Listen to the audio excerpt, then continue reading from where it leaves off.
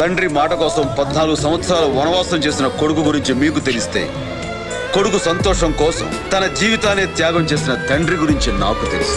గుడి లేని దేవుడే నా తండ్రి. ఆయన నా తండ్రిగానే కాకుండా ఒక గురువు, ఒక దైవంగా ఎప్పుడు భావిస్తాను ఆయన్ని.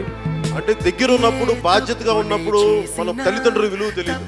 వాళ్ళు దూరం అయిపోయినప్పుడే వాళ్ళ తల్లిదండ్రుల విలువ తెలుస్తుంది. ఒకరిది మాట, ఒకరిది భావం, ఇరువురి కదలిక కదిపిన కథ ఇది ప్రేమ. ప్రేమ ఎంత ఏడిస్తే అంత ప్రేమ అనుకుంటే, నేను నా లైఫ్ లాంగ్ ఏడ్చిన మా నాన్న మీద నాకున్న ప్రేమకి సరిపోదు. థ్యాంక్ యూ నాన్న.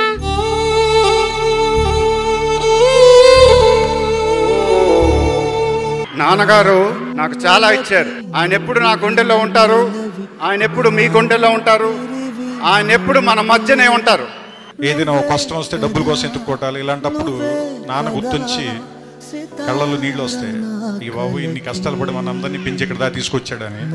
కానీ మనం అది చెప్పేసరికి చాలా మంది నాన్నలు ఉండరు, చచ్చిపోతారు.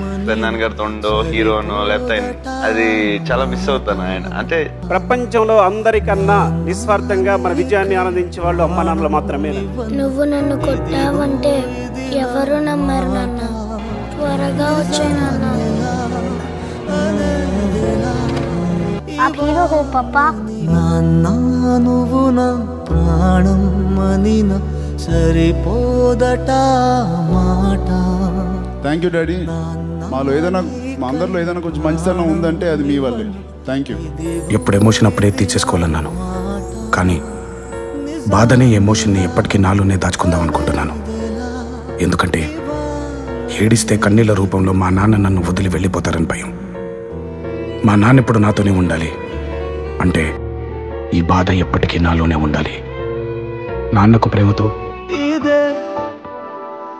ఇదే శుభం మనద్దరి కథకి.